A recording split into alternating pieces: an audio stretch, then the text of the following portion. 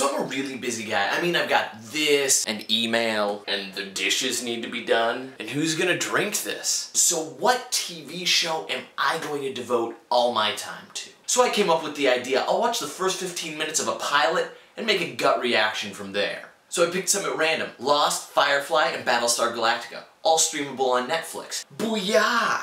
And I have to say, I have never been more disappointed in popular opinion. So come on, Gut, what'd you think? We'll start with Lost, cause why not, right? You see what I did there? I asked a question, and Lost is all about questions, or whatever. God, I'm smart. So like in the first 15 minutes, this dude wakes up and he's like, where am I? What happened? I'm a doctor. And there's been a plane crash, but like no one's dead. I don't care how skilled of a pilot you are, there is something special about that plane, like it runs on hope or something. And that's the first question I have. And how the hell do the engines still work after the thing's crashed? I guess just so they can explode for ABC's sizzle promo reel for the show. So we run around the beach and it's all chaos, but in the first 15 minutes we only get 3 people's names. Saeed, Charlie, and Jack. The rest I can just describe. Resuscitated black woman, pregnant chick, needle brunette, bad lifeguard, and chunky dude. Now from this 15 minutes, I'm just gonna focus on Jack and Chunky. If you're in any disaster and you happen to be a doctor, you're basically a god. The only one who'd be more welcome than Jack is probably Bear Grylls. So Jack runs around the beach being Johnny Noble, and then gets needle brunette to sew up his back gash, and decides at this point that he should probably start flirting with her by talking to her about surgery. Jack may have leadership skills, but he is a shitty flirt.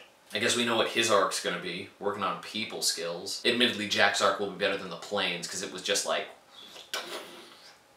Now, Chunky I know is called Hurley because everybody was talking about him while the show was going on. And when I saw him, I was like, oh, it's that dude that's named after the sweatshirts. But he did little more than be a nice comic oaf. And what's with his Weezer album? There's another question for Lost. Like, is Rivers Cuomo with them? Celebrity cameos like that are just cheap. Basically, Lost left me underwhelmed.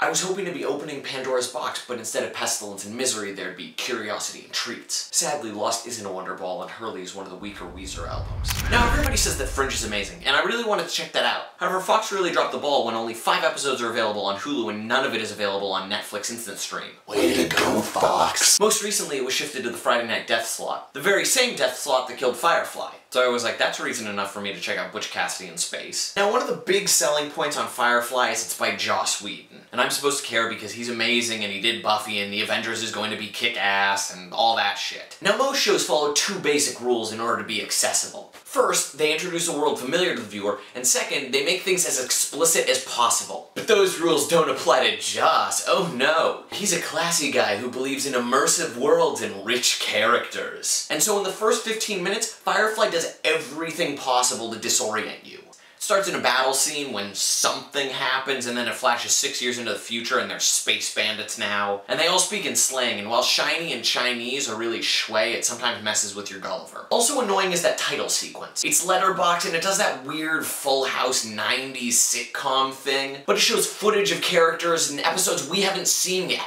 At least the footage from Full House was specific to the theme song. Although it's really weird that when they introduced the Olsen twins, they only showed one of them. Firefly is trying too hard to be different in hopes of being cool. Hipsters don't win, just give up. Battlestar Galactica, now that's clean and simple. It's in space. I mean, it makes it pretty apparent when the first minute and 40 seconds are just credits over stars. Yeah, that's right. I watched the first 15 minutes from Battlestar Galactica of 1978 and 2003. Boom! And that credit sequence could have at least had narration over it, considering there is a minute of narration after the opening credits. Talking about brothers of man or whatever. But I guess Glenn A. Larson just really wanted his name to stand alone, just so George Lucas can know who he needs to sue.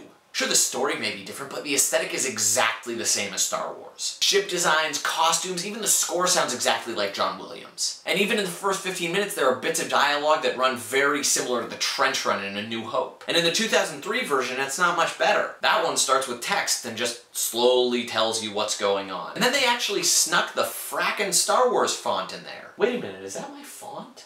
Oh shit. Completely coincidental. It's crazy though, with this reimagining of Battlestar, it still copies Star Wars. However, this time it goes more for the slant of Phantom Menace, and a little peppering of West Wing. Sure, they try to vary it away from Star Wars a little bit. They put a cigar in somebody's mouth, but that doesn't really say anything about character other than they'll probably get lung cancer before some of the other characters. Again, these two might be very similar, but in the 1978 one, it was all about the action, and in the 2003 one, it was all about the politics. Really, you'd think those things would be flipped. And the more modern version seems very void of the battle in Battlestar Galactica. The similar thread between both boring Star Galacticas is its story. Oh, human struggles against the Cylons, a group of beings forever doomed to watch Pong play in front of them. And while both battle and politics come into play, perhaps the greatest enemy is humanity itself. How very enlightening.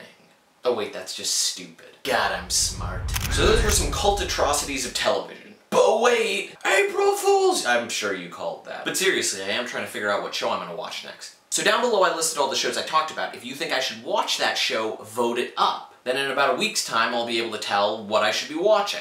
And of course, feel free to leave comments below. Or if you'd like to check out previous reviews, there they are. Men in Black Paul and Sucker Punch. As for me, I'm gonna wait for the hate mail to roll in.